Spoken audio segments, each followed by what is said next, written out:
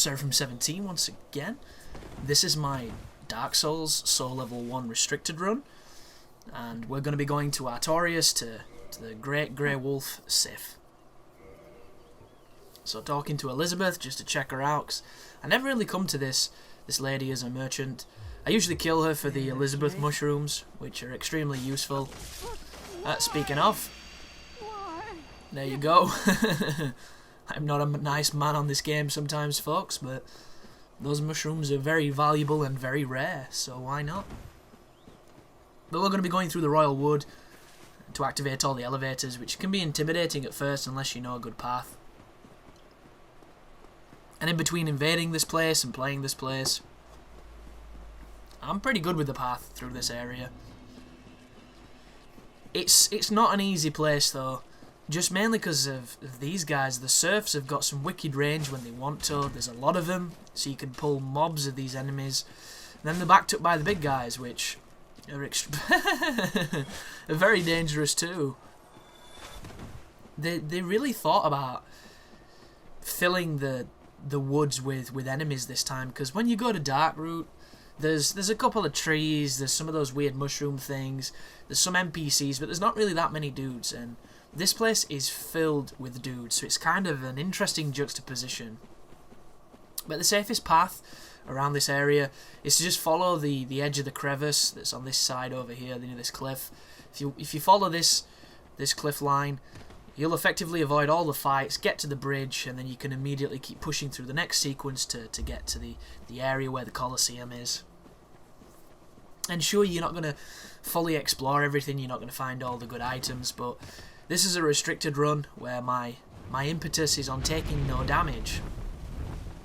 Which, some people have pointed out, oh look, you took damage. It's like, yeah guys, I did take damage, but if you look at the restrictions, the damage I'm counting is only from enemies. It has nothing to do with poison, it has nothing to do with fall damage, and it has nothing to do with tear stone. So people need to read the description before they accuse me of taking damage, because everything in this playthrough is adhered to. That's the reason I made it, you know. I'm not going to make a challenge run and then not abide to the challenges. It's just, that would be stupid.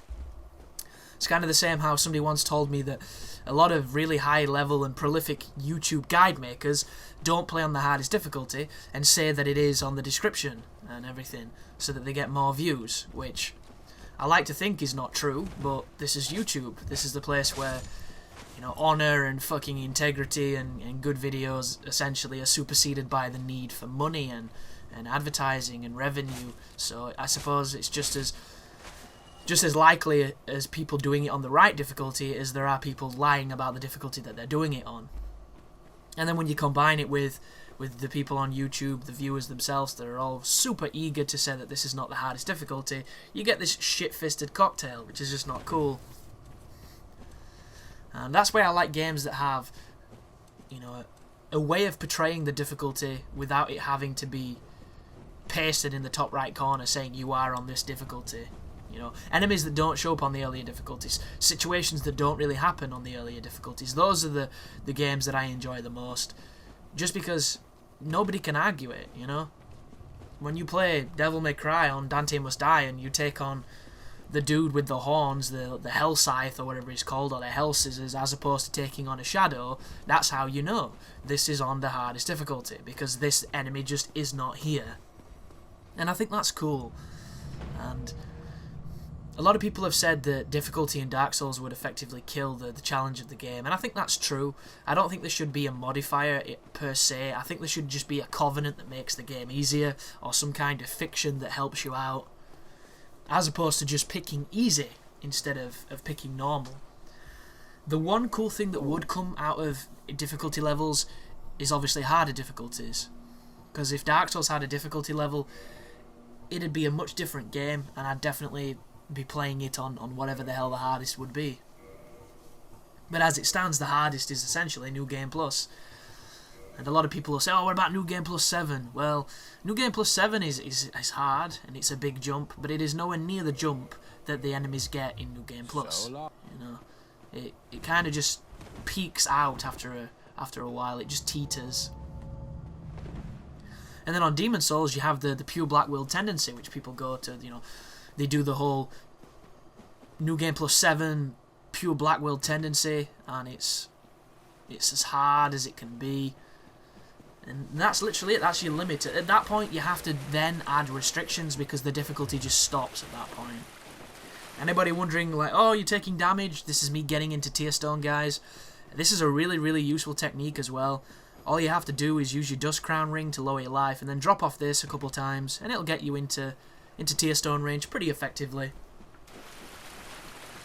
And anybody wondering, I could have edited those out, and the reason I kept them in is to show people the methods I was using to get Tear Stone. So if you want to reenact this challenge run and you want to get Tear Stone against Artorias, this is the way I was doing it, without poison, without power within, you know, without anything of that nature, without the Avarice chest head hat thing, which is super useful if you can get it, but I couldn't on this playthrough.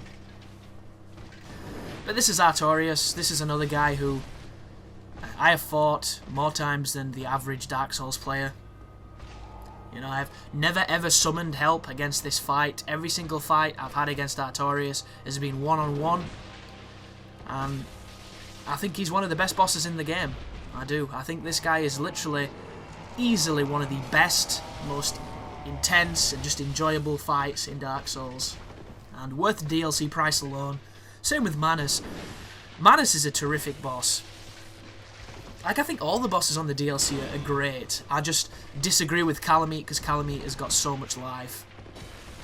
The biggest problem with Calamite is, for something that dangerous with that many moves, it should not have that much endurance.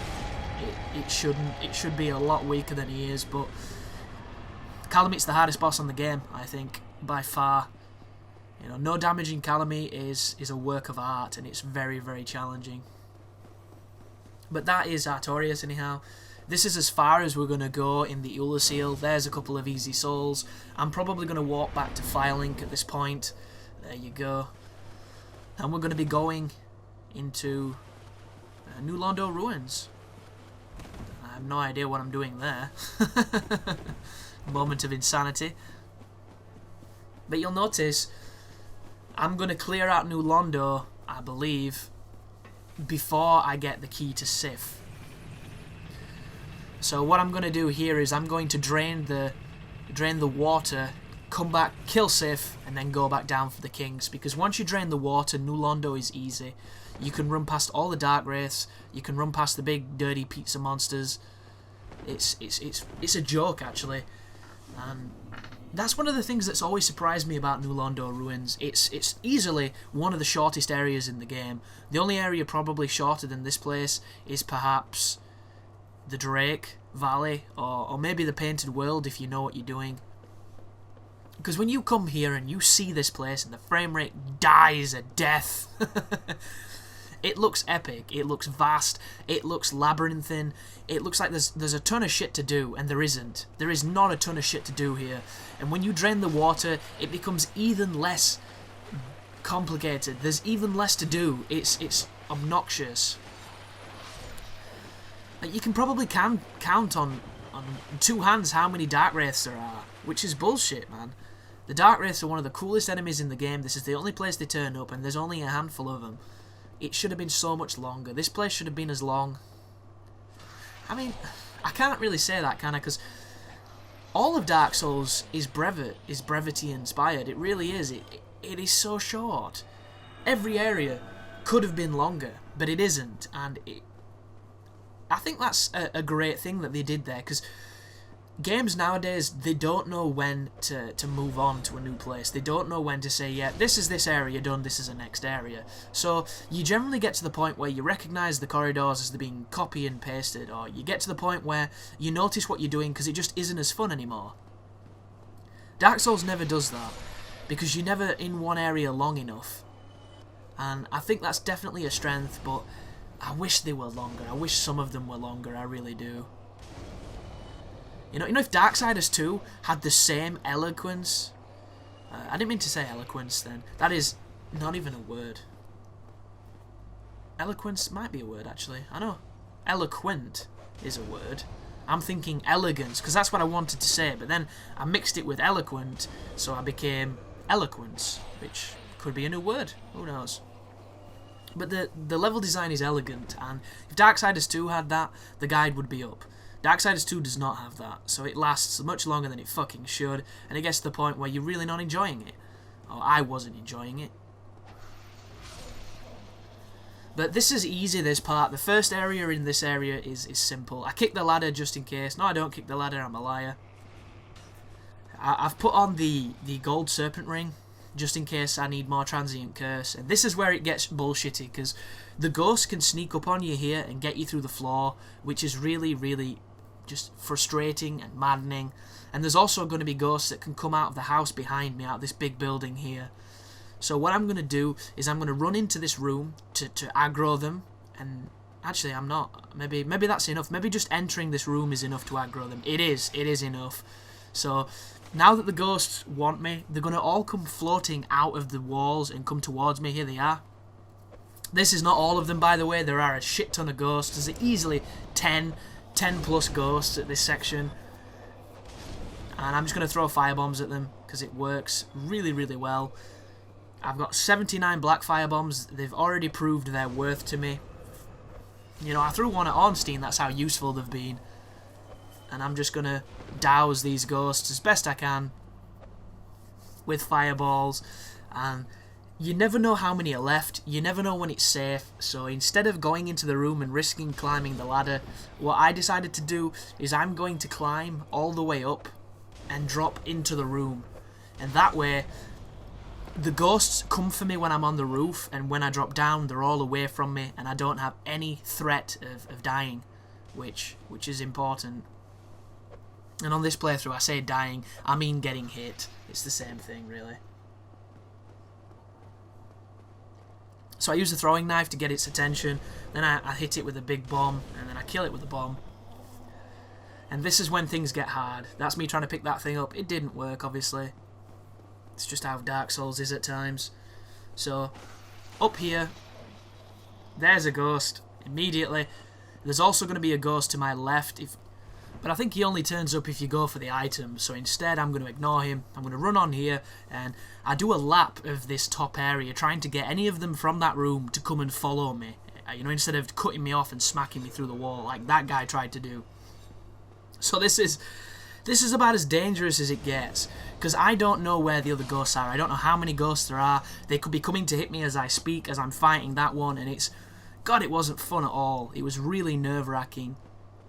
And I'm going to drop into this room because I just think, fuck it. There's bound to be more ghosts. There's always more ghosts. I need to spawn them. There's the Screamer.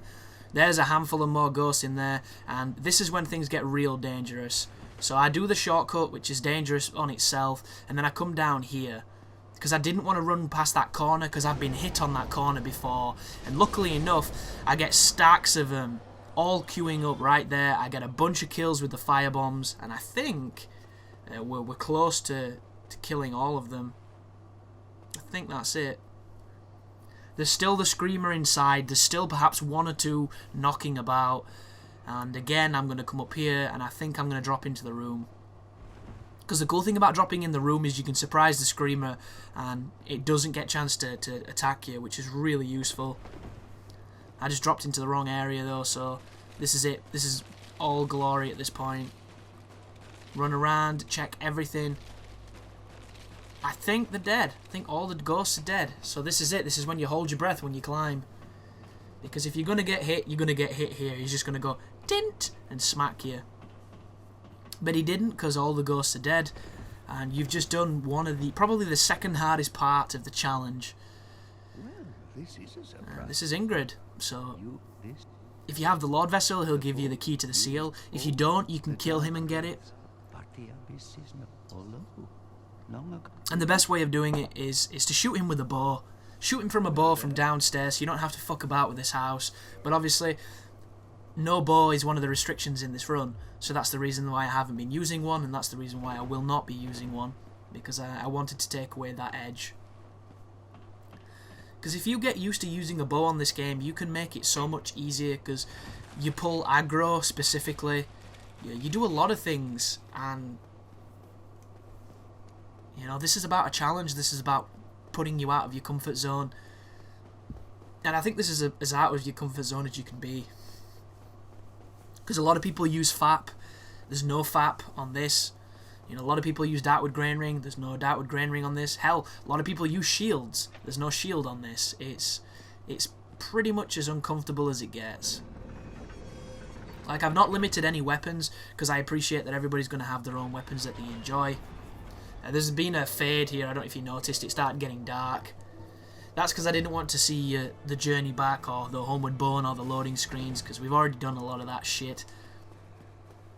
However, what this is going to be is us going through Darkroot and getting to Sif and then killing Sif. Which, when I play Dark Souls after playing Demon Souls, I always appreciate Firelink so much more. I think the way that this world connects together is so organic and beautiful that it really couldn't have been any other way. And everybody says that they miss the Nexus. Why? All the Nexuses is that fucking place off of Crash Bandicoot where you run around to the doors and you walk in. It's so lazy and uninspiring. And I like the thought or the concept of the Nexus, this place where all the souls hang out, you know, all these lost souls, but it never really became all that much of a social area or any real significance. They tried to give it some by having the Mephistopheles side quest, which is a really cool side quest, but I just think the Nexus could have been handled better. There could have been Nexus events, you know, and certain things. Similar to how there's the Siegmeyer quests, it would have been nice if, you know, if you could play them off against each other, if there was rivalries, if the shit was kicking off, if situations were happening. I don't know, it could have been really, really interesting. I don't know. Phantom attacks on the Nexus, you know, Black Phantoms. It could have been all sorts of bullshit. They could have just made it up, and it would have been great. But instead all you get is one creepy bastard who's killing everybody, and you don't know who it is.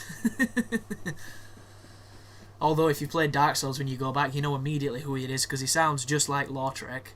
It's like, oh, hang on a second, you even look like Lautrec, you're a bad guy, and you're probably going to do something very mean, and lo and behold, that's exactly what the guy does. But here's Darkroot, place that you'll know well. The other day I was making a build on this game. I can't remember what build I was... Oh, that was it. I was trying to play the game with a broken straight sword, the sword you start the game with. And I had this idea of doing a playthrough using that weapon, and nothing but that weapon. I significantly underestimated how shit that sword is too. That weapon is fucking trash. So my thoughts were, upgrade it as soon as I can, just to give it the maximum output it's going to have, and then use buffs. Use resins until I can build up my intelligence and I can get the spells to buff it. And I got the great magic weapon off of the dude in the cell in Lower Undead Burg. It did 60 damage with that buff. 60 damage with a buff with 20 intelligence. And it was only upgraded, I think, to +3, because I didn't really mess about with that, but it got to the point where, God, it was so bad. Like, I thought I could cheese it. I thought I could think of ways to make it really function. And I was thinking of, you know, crystal magic weapons obviously going to have an effect. A shit ton of intelligence is definitely going to have effect too. And right there, folks, you'll notice I took damage. Anybody wondering what that damage is for? That damage is to ease my way into Tearstone range. You can use the Dust Crown just the same, but I wanted to block an attack by one of the NPCs. It's just quicker, because what I'm going to do when I get to the cliff before Sif is I'm going to jump off the cliff a handful of times to put me into Tearstone. And Sif did kill me a few times on this run, because I was trying to do it with the Ghost Blade. So that was the quickest way to get into Tearstone, I found. And anybody who has a problem with that, look at it like this. It's the exact same as if I'd have used the Dusk Ring. It's just I used an NPC to do it. The same way I used the Silver Knight in Anno Londo. You know, it's part of the restrictions, and I made the restrictions, so it's valid. But this is the Royal Woods. This is the entrance to the Royal Woods. All they did is kind of flip it and change it a little bit. So it's quite funny actually, but on that playthrough with the broken straight sword, I came through the Hydra way to get into the Darkroot Garden without buying the crest. And it's the first time I've ever done that. because my strategy for getting in here was always to save up 10,000 souls and open the door, and then they patched it so that it cost 20,000 souls, which is a douche move because now it takes much longer. And I'd just come in that way. I'd never gone the other way. And I was under the impression that you had to pass the cats to get here the other method, and you don't. The cats are the opposite direction, and I didn't know that, which just goes to show you can put a lot of hours into this game and still not fully know things if you don't do them.